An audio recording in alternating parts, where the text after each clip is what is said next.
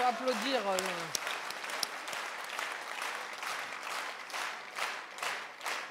Bien, mes chers amis, je voudrais d'abord remercier plusieurs personnes.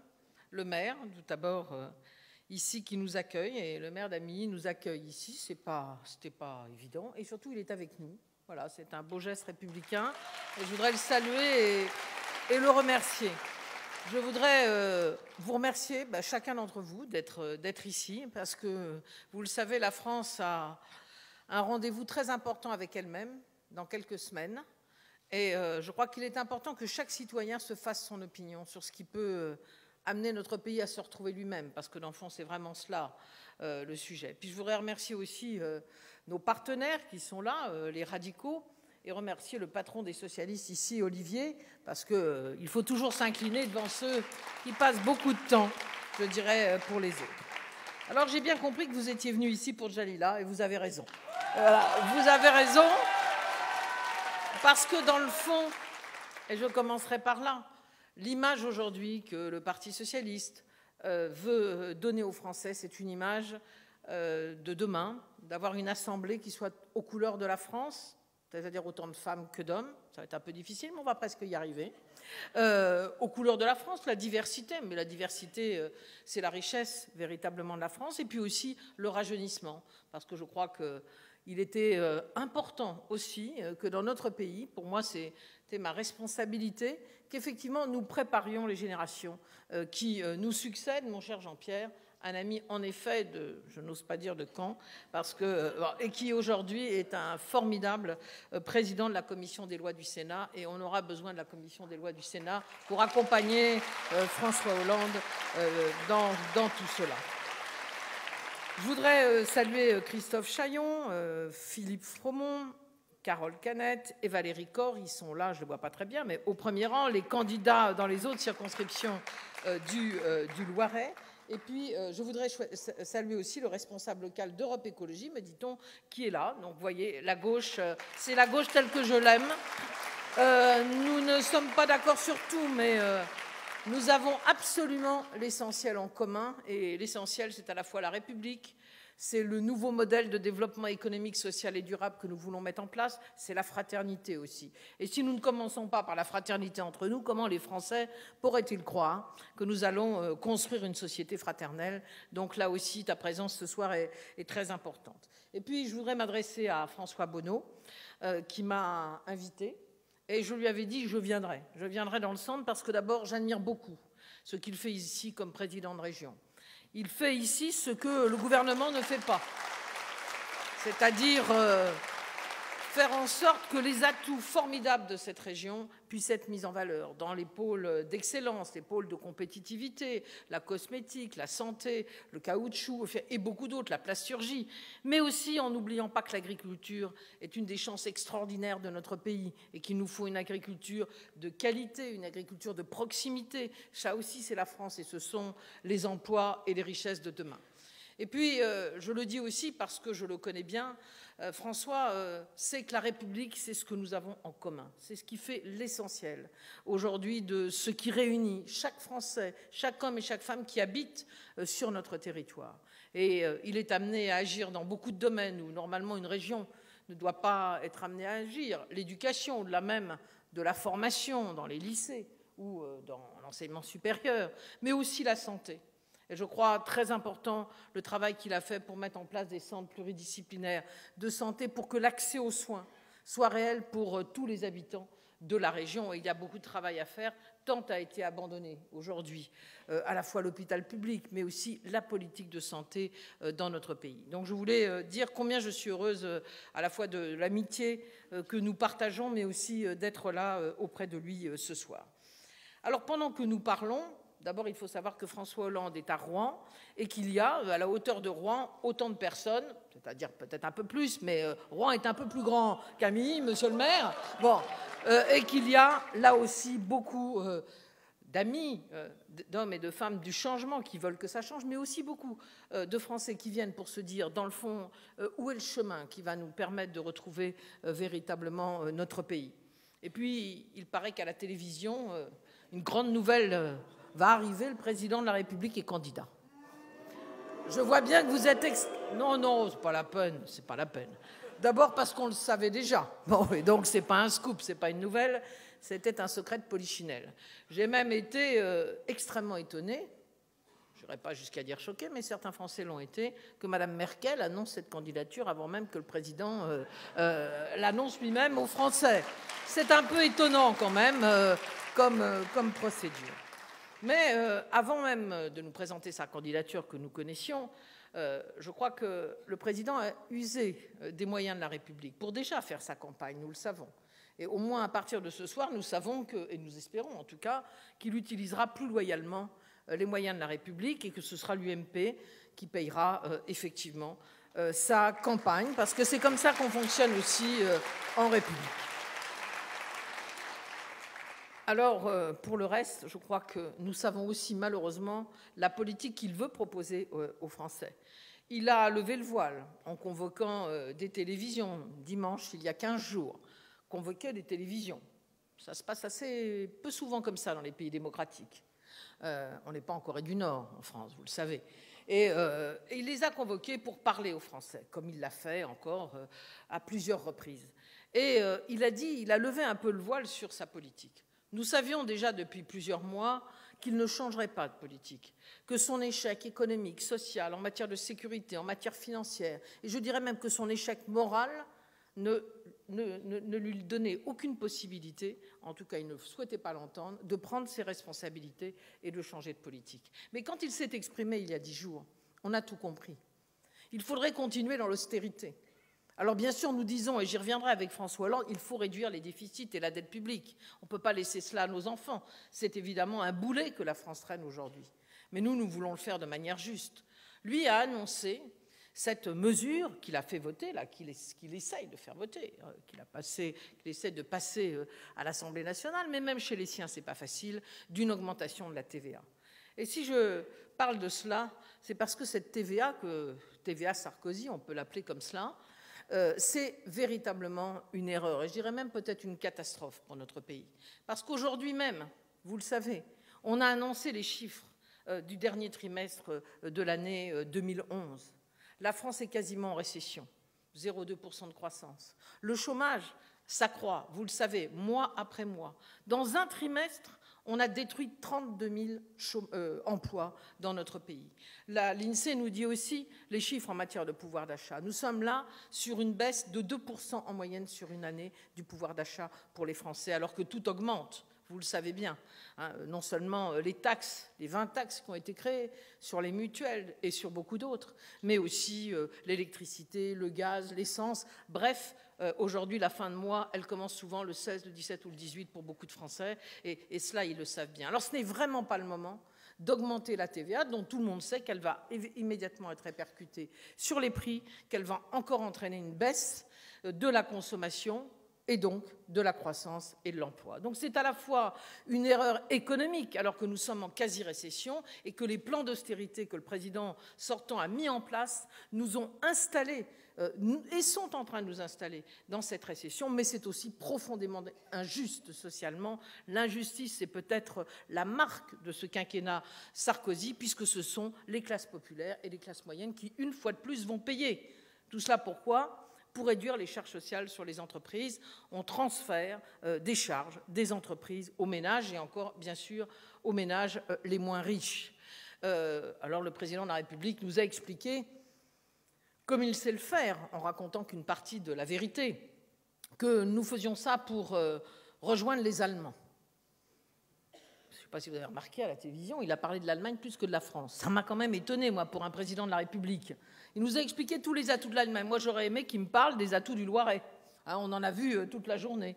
J'aurais aimé qu'il me parle de ces PME, de ces commerçants, de ces artisans qui ont des projets qu'ils ne peuvent pas se faire financer, de ces jeunes qui ont envie de se lancer dans la vie, qui n'y arrivent pas, qui veulent payer leurs études, de ces parents qui s'inquiètent, qui se demandent comment ils vont avoir accès aux soins ou accès au logement, parce que c'est bien aussi le problème aujourd'hui. Non, il nous a parlé de l'Allemagne. Et il nous a dit, si je fais ça, l'augmentation de la TVA, c'est pour améliorer la compétitivité de la France. À qui fera-t-on croire qu'en baissant les charges sociales des entreprises, on allait effectivement améliorer la compétitivité de la France? Vous savez, 13 milliards de baisse de charges, ça coûte cher pour l'État.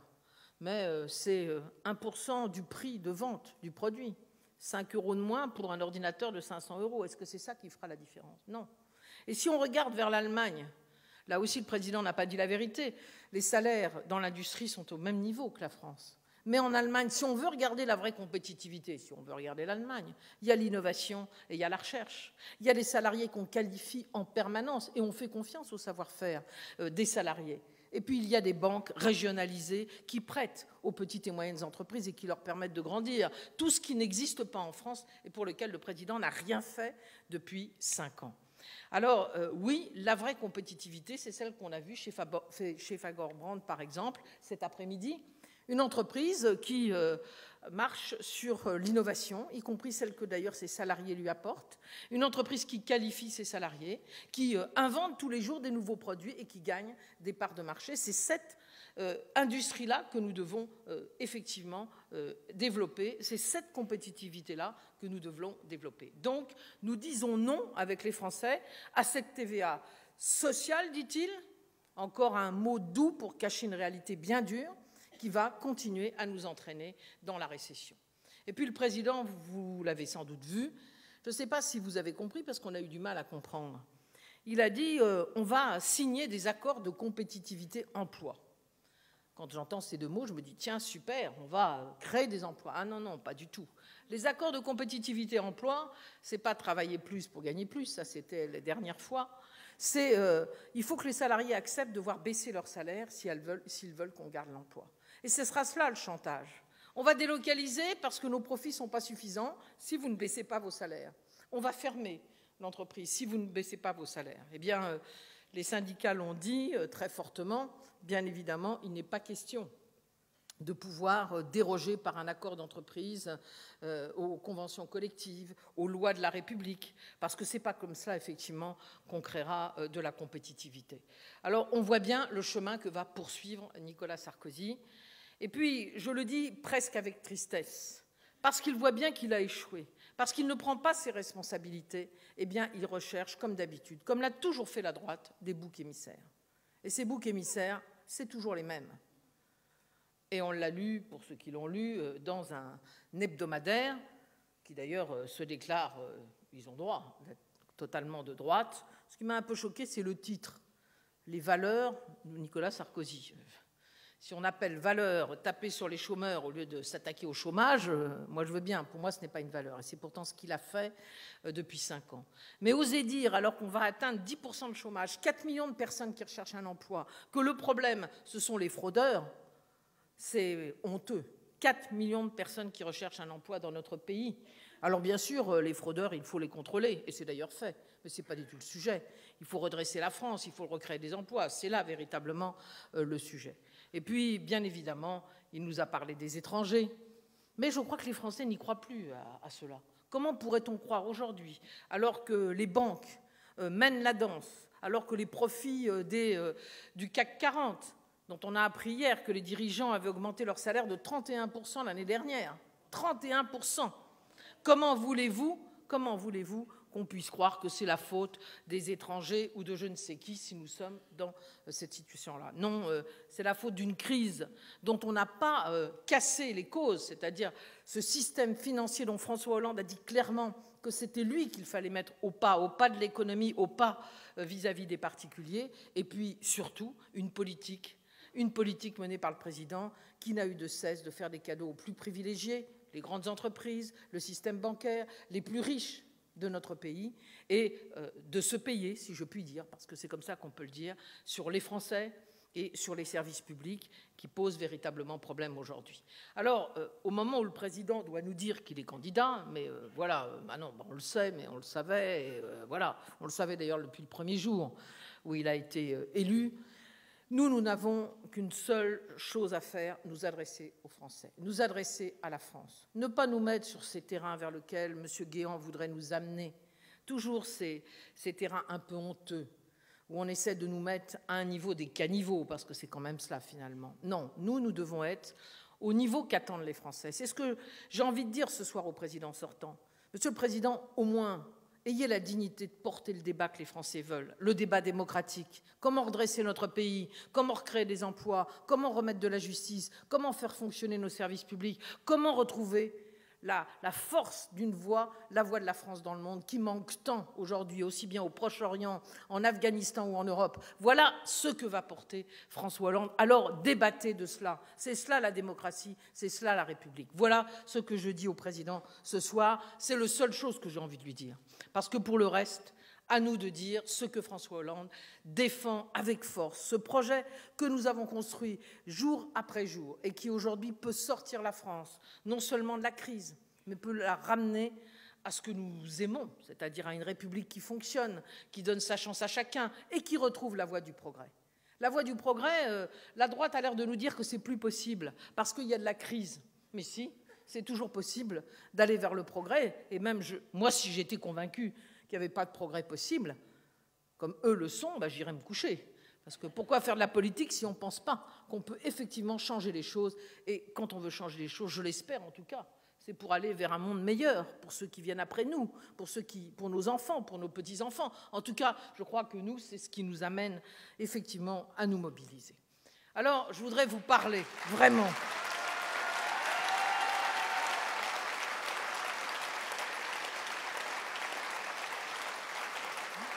Je voudrais, comme François doit le faire à Rouen ce soir et comme nous allons le faire les uns et les autres tous les soirs, comme nos candidats qui sont les ambassadeurs de ce changement vont le faire jour après jour, comme nos élus, comme nos militants, je voudrais vous dire quelle est cette voie que François Hollande propose pour notre pays. C'est d'abord la voie du redressement.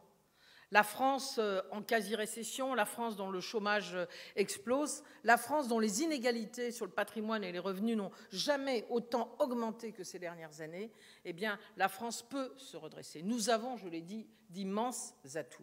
Mais pour cela, il faut d'abord s'attaquer aux causes de la crise qui nous a amenés là. Et la cause, c'est le système financier. C'est un système financier qui travaille tout seul, qui spécule, qui organise. Et rappelez-vous, peut-être ici aussi cela est arrivé, ces agences de notation dont M. Sarkozy avait tant peur et pour lesquelles il a essayé de faire avaler aux Français des plans d'austérité pour gagner et garder un triple A qu'il a d'ailleurs perdu. Ces agences de notation, juste avant la crise, eh bien, quand des collectivités locales faisaient appel à des produits toxiques, comme on les appelle maintenant, mais qu'on appelait avant les produits structurés, les produits de gestion active de la dette, voilà ce qu'ils disaient. Eh bien, ils montaient la note des collectivités locales. Ils disaient « Ah, bravo, vous êtes moderne ». Eh bien, la modernité financière, ça nous a amenés au mur. Et rien n'a été fait depuis 2008 pour changer les choses. Alors voilà ce qu'on va faire avec François Hollande. Il l'a dit clairement, nous y travaillons depuis plusieurs années. Et certaines de ces propositions sont déjà mises en place dans d'autres pays. D'abord, séparer les banques de dépôt et les banques financières et les banques... Voilà. Qu'est-ce que ça veut dire ? Eh bien, ça veut dire tout simplement que les dépôts des Français doivent être garantis, qu'ils doivent servir à financer l'économie, qu'ils doivent servir à financer les particuliers et non pas à spéculer sur les marchés. On fait des activités de dépôt, c'est bien. Si on veut spéculer, on y va avec l'argent des banques dans des activités différenciées. Les Anglais sont en train de le mettre en place et Obama le remet en place puisque ça avait existé aux États-Unis après la crise de 29, puis ça avait été supprimé. Donc ça, c'est la première chose. Ensuite, avoir une agence de notation indépendante européenne qui, effectivement, dit à des États qui ne respectent pas tout simplement ce qu'on doit faire, bien gérer l'argent des contribuables, attention. Mais une agence de notation indépendante des banques, ce qui n'est pas le cas aujourd'hui, car aujourd'hui, elles permettent la spéculation contre des pays, et pas seulement d'ailleurs contre des entreprises, contre des pays. Regardez la Grèce. Nous l'avons dit et redit depuis le début de la crise, si l'on se contente de réduire les déficits en réduisant les dépenses publiques, en réduisant les salaires, en réduisant les retraites, comme l'a fait la Grèce, eh bien on va à la catastrophe. On va à la catastrophe parce qu'il n'y a plus de croissance et que les économies qu'on a faites d'un côté sont largement dépassées par le fait qu'il y a moins de rentrées fiscales de l'autre. Je ne vous donne qu'un seul chiffre, mais il est catastrophique. Avec tout ce que subit le peuple grec, et il n'en peut plus. 2 mois de salaire en moins pour les fonctionnaires, une réduction drastique des retraites et maintenant du salaire minimum, des dizaines de milliers de fonctionnaires licenciés. Eh bien, malgré tout cela, La dette de la Grèce a augmenté depuis le début de la crise de 2008 de 255 milliards à 350 milliards. Non seulement ça n'a rien réglé, mais ça a accru encore les difficultés de ce pays et bien sûr le malheur de sa population. Donc il faut vraiment changer de ce système. Il faut vraiment mettre en cause la finance. Et aujourd'hui, Mme Merkel comme M. Sarkozy n'ont rien dit, n'ont rien fait et ont laissé faire. On pourrait parler des paradis fiscaux, on pourrait parler de cette taxe sur les transactions financières. Rappelez-vous du président sortant annonçant que finalement il était pour. Il avait même dit qu'il avait convaincu Mme Merkel. Ils en avaient parlé d'ailleurs côte à côte. Nous avions dit, oui, c'est pour la Saint-Glinglin. Moi, j'avais dit la Saint-Glinglin. Il n'y a pas de Saint-Glinglin, donc on l'attendra toujours, bien évidemment. En tout cas, ce n'est pas eux qui le mettront en place. Mais nous mettrons en place cette taxe sur les transactions financières avec l'ensemble des partis socialistes et sociodémocrates européens, et peut-être même, d'ailleurs, avec des libéraux, qui ont compris aujourd'hui que 120 milliards qui rentrent dans les caisses de l'Europe, 12 milliards pour la France, permettent de relancer la croissance, les grands travaux, l'économie, et notamment des grands travaux de transport, des grands travaux sur l'énergie, parce qu'il faut préparer le développement durable de demain. Alors oui, François Hollande le dit clairement, nous battrons pour cette taxe sur les transactions financières, qui a été votée d'ailleurs au Parlement européen à la demande du groupe socialiste et social-démocrate. Voilà ce que nous ferons. Alors les discours de M. Sarkozy à Toulon, peut-être vous vous en souvenez. Moi, je m'en souviens très bien, en 2008, parce qu'il avait fait un discours, j'étais dans une voiture, j'écoutais à la radio, j'ai cru que c'était Olivier Besancenot. C'était je ne le voyais pas, mais je l'imaginais. Vous savez, il aime bien avoir le menton et le doigt levé. C'était les banques, les banquiers voyous, je les mettrais au pas, je donnerais leur nom à la télévision. Nous, on n'aime pas trop la délation, mais bon. Enfin, il allait tout faire. Il n'a rien fait. Il n'a rien fait que craindre la note des agences de notation et imposer aux Français une politique d'austérité qui nous a encore accru nos difficultés et qui nous amène aujourd'hui à une quasi-récession. Et puis, pendant ce temps-là, eh bien, il a continué effectivement une politique complètement inégalitaire. Alors, François Hollande l'a dit, nous allons remettre la finance au service de l'économie. Mais nous allons aussi recréer ce que la France n'aurait jamais dû abandonner, une politique industrielle et une politique agricole. Une politique industrielle, parce qu'aujourd'hui, il n'y en a plus. Alors, vous avez remarqué, depuis 10 jours, le gouvernement trouve des solutions aux entreprises qui ferment. Le Jabi. Moi, je me suis réjouie, 90 femmes qui travaillent là, pourvu que ça dure après le 6 mai. Photowatt, là aussi. Et moi, je pense à tous les autres, au Molex, au Grand Orange, au Conti, à tous ces salariés qui ont été licenciés depuis 4 ans où le gouvernement n'a pas levé le petit doigt, et le président de la République non plus. Alors j'espère pour eux au moins qu'ils auront sauvé leur emploi, mais pour sauver des emplois, il faut d'abord en créer, il faut accompagner l'industrie, et c'est pourquoi François Hollande défend une banque publique d'investissement qui sera régionalisée et qui permettra d'aller financer les entreprises, j'allais dire les vraies. Aujourd'hui, les fonds publics vont surtout vers les grandes entreprises, celles qui ont effectivement déjà les niches fiscales, celles qui ont déjà énormément d'avantages, alors que c'est tout le tissu industriel le plus innovant, les petites entreprises, les commerçants, les artisans, qui créent de l'emploi, l'économie sociale et solidaire, qu'il faut effectivement financer sur le terrain. Cette banque publique d'investissement va permettre cela. Et puis, même si aujourd'hui, je le disais en parlant de François Bonneau, les régions portent les filières d'avenir de toutes nos régions, de nos territoires. Je crois qu'il doit y avoir une grande politique industrielle au niveau national. On n'aurait jamais fait Ariane, Airbus, les TGV, s'il n'y avait pas eu un État qui s'était impliqué dans l'avenir. Et donc, il faut retrouver ces grands projets. Alors, ce sont des textiles innovants, ce sont des médicaments nouveaux, ce sont des cosmétiques, pour reprendre ici vos pôles essentiels, ce sont des produits nouveaux. Et puis, c'est ce champ immense du développement durable où nous pouvons créer des centaines de milliers d'emplois dans les énergies renouvelables, dans le traitement des déchets, dans une économie qui soit plus durable. Voilà ce sur quoi il nous faut investir. Et l'État doit investir pour accompagner les régions dans leur politique. De la même manière,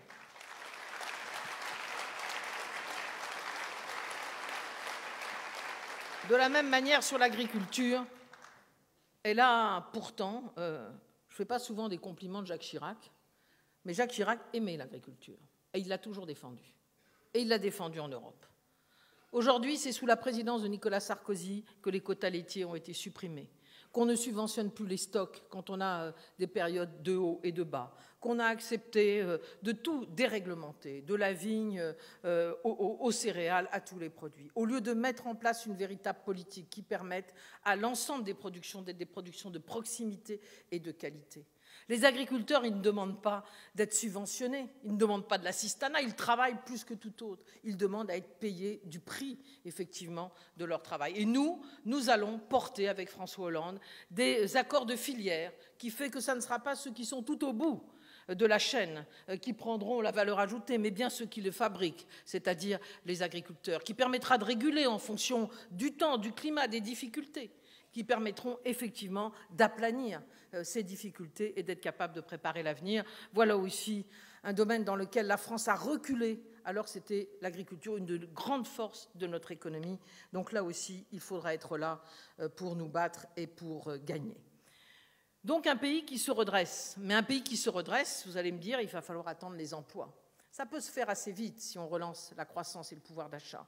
Alors bien sûr, on ne peut pas distribuer immédiatement les salaires de la croissance, c'est évident, mais on peut donner du pouvoir d'achat à ceux qui ont été les plus meurtris, les plus abîmés par la politique de Nicolas Sarkozy. C'est d'abord la réforme fiscale. Une réforme fiscale juste. François Hollande propose une dernière tranche d'impôt sur le revenu de 45% pour les revenus de plus de 150 000 € par part. Vous reconnaîtrez avec moi, ça touchera difficilement les classes moyennes, hein, mais bien contrairement à ce que dit la droite. Il propose, comme nous l'avions fait dans notre projet socialiste, et ça me paraît la moindre des choses, que les revenus du capital payent les mêmes impôts que les revenus du travail. C'est-à-dire, cela rapporte près de 5 milliards par an. C'est la moindre des choses. Qu'est-ce qui fait qu'aujourd'hui, une personne qui paye 40% d'impôts, 41% à la dernière tranche, ne paye que 19% sur les intérêts de l'assurance vie ou 21% sur les intérêts de l'obligation, alors que le petit retraité qui est à 10% par exemple d'impôts, lui, va payer 21% plus, effectivement, parce qu'il n'y a pas de réalité de cette progressivité de l'impôt. Donc, revenu du travail comme revenu du capital. Petites entreprises doivent payer moins que les grandes parce qu'elles réinvestissent leurs profits, alors que les grandes distribuent aux actionnaires. Voilà aussi la réforme qui est proposée pour ne prendre que ces quelques exemples. Donc, de la justice fiscale tout de suite. Et puis, redonner du pouvoir d'achat, c'est dans les agglomérations où les loyers flambent. Bloquer les loyers tant qu'on ne crée pas les logements nécessaires, et là j'y reviendrai. C'est faire en sorte qu'il y ait un tarif social pour l'eau, pour l'électricité, pour le gaz. C'est faire en sorte de bloquer les prix de l'essence. C'est quoi cela? Eh bien, c'est tout simplement la République.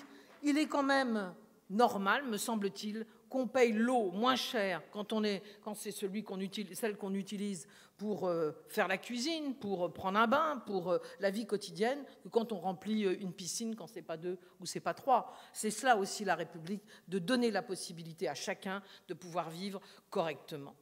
Et puis, là aussi, le pouvoir d'achat, François Hollande l'a annoncé dès la rentrée de septembre, une augmentation de 25% de l'allocation de rentrée scolaire. Et là aussi, ça va toucher 3 millions de familles françaises et beaucoup d'enfants. Comment le financer?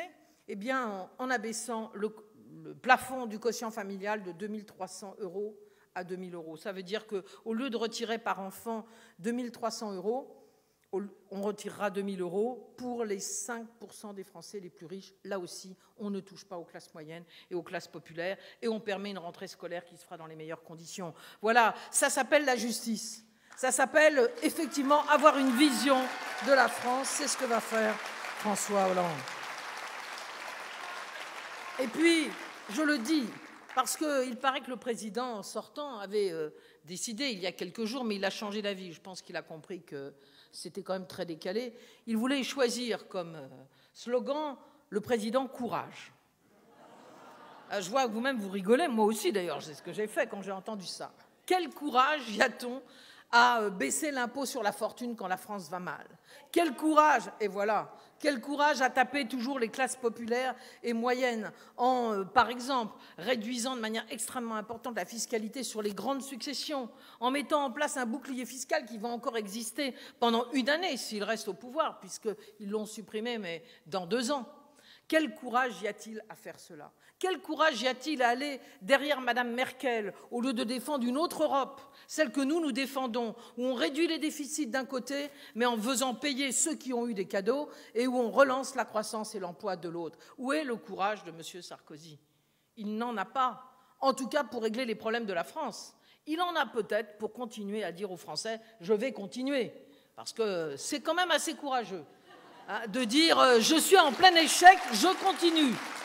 Voilà, c'est le seul courage que je peux aujourd'hui lui reconnaître. Et puis, je le dis aussi, redresser la France, c'est donc l'industrie, l'agriculture, du pouvoir d'achat ciblé pour relancer la croissance. C'est aussi la création de ces emplois jeunes, qu'on appelle maintenant les emplois d'avenir, 150 000 tout de suite. Pourquoi? Pour redonner là aussi confiance à la jeunesse, qui va créer, comme ils l'ont fait pour les emplois jeunes, des emplois de demain et redonner un peu de souffle à leurs familles. C'est mettre en place l'allocation pour les étudiants en fonction des revenus des familles, parce que sans allocation, et c'est une idée du mouvement des jeunes socialistes depuis toujours, sans cette allocation pour les jeunes, eh bien, la moitié aujourd'hui des jeunes sont obligés de travailler et n'arrivent pas à passer la première année d'études. La République, c'est aussi cela, donner les moyens à chacun de réussir sa vie, c'est ce que propose François Hollande. Alors, oui, mais voilà, il va l'être, ça. Je crois que tu auras raison, que tu as bien anticipé les choses. Et puis, je le dis très fortement, nous avons souhaité, avec François, non seulement annoncer le projet aux Français, mais leur dire comment on allait le financer. Réduire la dette publique, c'est 29 milliards de niches fiscales qui vont être supprimées. J'en ai donné quelques exemples. Et puis, pour relancer la croissance et pour relancer aussi la justice, c'est 20 milliards de dépenses dont nous expliquons exactement comment nous allons les financer. Par exemple, lorsque je parlais tout à l'heure des emplois jeunes, il faut supprimer la défiscalisation des heures supplémentaires. 90% vont aux entreprises et c'est une aberration de financer les heures supplémentaires quand on a aujourd'hui 4 millions de personnes qui recherchent un emploi dans notre pays. Et puis, il nous faut retrouver ces ressources qui permettent d'avoir une véritable politique pour l'éducation. François l'a dit, ce sera une priorité des priorités. Faire que chaque enfant de France soit effectivement réussisse sa vie en partant de l'école. Et moi, je le dis, s'il y a bien un beau métier dans la République, c'est celui d'enseignant. Mais il faut lui donner les moyens. Et aujourd'hui, on demande aux enseignants de faire toujours plus avec toujours moins de moyens. Il faut qu'il y ait, et François le propose, des médecins, des assistantes sociales, des éducateurs, des psychologues qui accompagnent les enfants qui ont des difficultés. Il faut remettre les rasettes qu'on vient de supprimer pour aider les enfants en difficulté. Il faut remettre en place la formation des enseignants et puis recréer des emplois là où on en a besoin. Et moi, je l'ai dit, la République, ce n'est pas de mettre le même nombre d'enfants par classe partout, c'est d'en mettre moins là où il y a des difficultés et plus là où il y en a moins. Voilà aussi refonder l'école, ce que cela signifie. En changeant bien sûr les pédagogies, les rythmes scolaires pour s'adapter à chaque enfant. La République d'aujourd'hui, ce n'est pas une République qui dit tout pareil pour tout le monde, mais qui au contraire s'adapte à chacun et lui donne la meilleure réforme possible. C'est cela la grande réforme de la refondation de l'école que les enseignants et les parents d'élèves attendent pour que chaque enfant puisse effectivement réussir. Sur la santé, remettre l'hôpital public au cœur de tout. Comment a-t-on pu être dans une République où la loi de Mme Bachelot nous explique que l'hôpital doit fonctionner comme une entreprise? Être bien géré, bien sûr, mais fonctionner comme une entreprise. Est-ce que l'on peut, quand on est dans l'hôpital public, faire comme certaines cliniques, choisir ses clients, entre guillemets, choisir ses malades, en disant à celui-ci « Ah non, on est mal remboursé, donc on ne va pas vous prendre ». Non, l'hôpital public, c'est la force du système de santé, c'est la recherche, c'est l'éducation, c'est l'excellence en matière de santé. Il faudra remettre la priorité à l'hôpital public et traiter les cliniques privées de la même manière, c'est-à-dire d'une manière juste en fonction de ce qu'elles font et pas seulement en fonction d'une idéologie.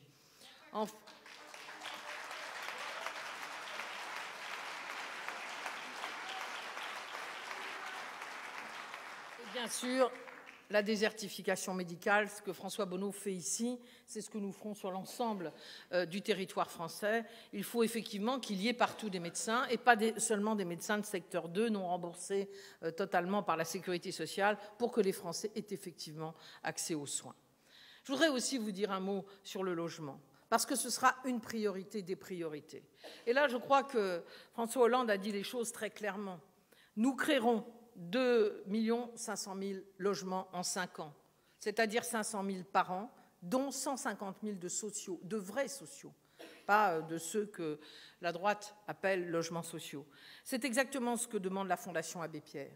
Et pour que les collectivités puissent le faire, eh bien, l'État donnera aux collectivités qui font ce logement, donnera effectivement des terrains ou leur donnera pour un bail amphithéotique de 100 ans, c'est-à-dire donnera la possibilité aux élus qui veulent construire ces logements, effectivement, de pouvoir le faire, car on sait bien qu'aujourd'hui, c'est souvent le foncier qui pose un problème.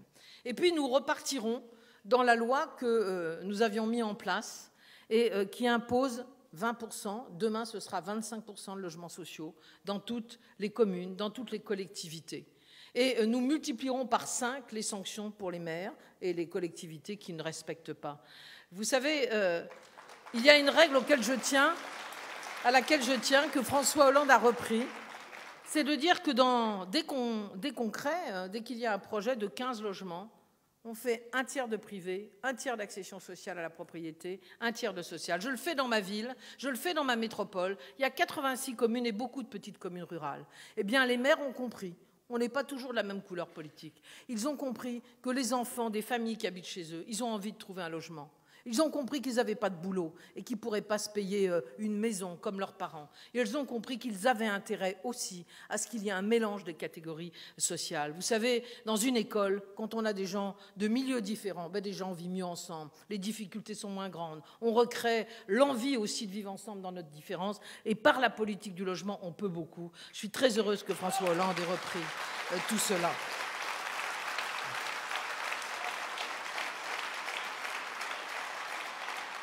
Et vous le savez, c'est un nouveau modèle social, on l'a bien compris, économique et durable que nous voulons mettre en place, que François défend avec une nouvelle politique énergétique, avec un combat qu'il faut reprendre.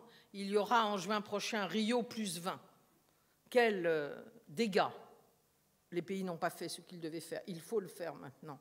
Et là aussi, il faut des voix fortes pour lutter contre le réchauffement climatique, pour essayer de faire en sorte que l'Europe soit en avance en la matière, ce qui n'est pas le cas aujourd'hui, sauf dans quelques pays, et ce n'est pas malheureusement chez nous.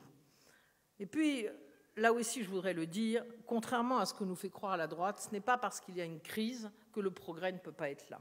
Le progrès, c'est d'abord la justice, je viens d'en parler, c'est le minimum en République. Mais le progrès, c'est aussi des nouveaux droits. Le droit à la formation tout au long de la vie, par exemple, pour les salariés, le droit que j'ai défendu avec force pendant les primaires et que je crois profondément juste de l'égalité salariale entre les hommes et les femmes, en supprimant les aides aux entreprises qui ne le respectent pas,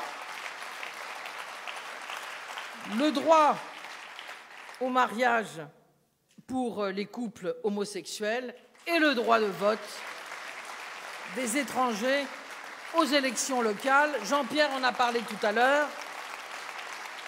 Nous n'avons plus aucune raison de ne pas avancer. Je fais partie de ceux qui ont toujours défendu cela. Bien sûr, on ne peut pas voter pour les députés ou les sénateurs quand on n'est pas français, parce qu'on ne peut pas faire la loi. C'est normal, il faut la nationalité. Mais quand on vit dans une commune, quand on y a construit sa famille, quand on est parent d'élèves, quand on est, je ne sais pas, délégué de locataires ou de parents d'élèves, lorsqu'on y vit, qu'est-ce qui explique aujourd'hui, quand on est là depuis un certain temps, qu'on ne puisse pas effectivement élire ses représentants? Rien. Rien si ce n'est l'idée qu'on ne veut pas reconnaître que la France, et la force de la France, est aussi cette diversité. Et nous le croyons profondément. Donc effectivement, après que c'est été voté au Sénat, ce sera une mesure qui sera portée véritablement. Et dans tous les domaines, François Hollande l'a dit au Bourget, je remettrai la justice au cœur de tout. Reprenez cette loi sur la retraite. C'est vrai qu'on ne peut pas remettre tout le monde à la retraite à 60 ans, contrairement à ce que la droite fait croire que nous défendons. Bien sûr, nous vivons de plus en plus âgés, et Et il faudra cotiser plus longtemps, 41 ans aujourd'hui, peut-être 41 ans et demi demain. Mais ce qui est juste, c'est de permettre à ceux qui ont cette durée de cotisation de partir à 60 ans, parce qu'ils ont commencé à travailler à 16, à 17, à 18 ans. Et cela, François Hollande l'a dit, on le fera tout de suite, dès qu'il sera élu à la présidence de la République. La justice d'abord. Et bien évidemment, comme le Parti socialiste y avait travaillé, ensuite une négociation pour financer réellement une réforme des retraites. Alors ce ne sera pas facile, mais nous l'avons largement préparé. Chacun devra y mettre du sien, mais ce n'est pas la réforme de M. Sarkozy, profondément injuste. Pour les femmes aussi, pour les travaux pénibles qui ne sont toujours pas traités et que nous traiterons, mais aussi parce qu'elles ne règlent rien. Vous avez vu d'ailleurs qu'ils ont avancé le moment où la retraite doit passer l'année de cotisation de 41 ans à 41 ans et demi. Et j'ai vu que Mme Parisot, la présidente du MEDEF, hier, disait qu'il faut passer tout de suite à 42 ans. Tant qu'on y est, voilà. Heureusement, il ne leur reste pas le temps de faire ça, mais voilà, autrement, on l'a échappé belle. Voilà ce que l'on peut aussi dire. Alors, je voudrais en terminer sur cette idée du progrès et sur cette idée de la France.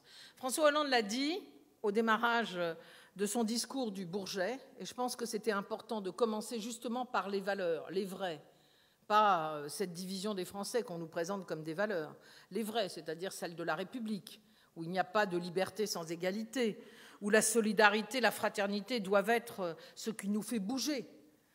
Moi, je le dis, il faudra aussi que les Français nous aident. Si on veut prendre en charge, et il le faut, la dépendance des personnes âgées par la solidarité nationale, parce que ce ne sont pas les familles qui peuvent payer, eh bien, il faut que les Français nous aident à accompagner les personnes âgées qui vivent autour d'eux, à aller faire leurs courses, à lutter contre la solitude, à leur faire leurs papiers administratifs, à les réintégrer dans la société. Eh bien, cela aussi, nous aurons besoin des Français pour cela. C'est cette réforme-là aussi qui est importante, que nous nous sentions dans la société française, nous-mêmes responsables de cette société que nous voulons changer pour plus de solidarité. La laïcité aussi. On nous a dit un certain nombre de choses sur la laïcité. La laïcité, c'est simple et c'est fort. C'est respecter chacun dans ses croyances ou ses non-croyances, dans ses convictions philosophiques ou pas, dès lors qu'il respecte les règles communes de la République. Voilà ce que c'est que la laïcité, c'est le cœur même de la République.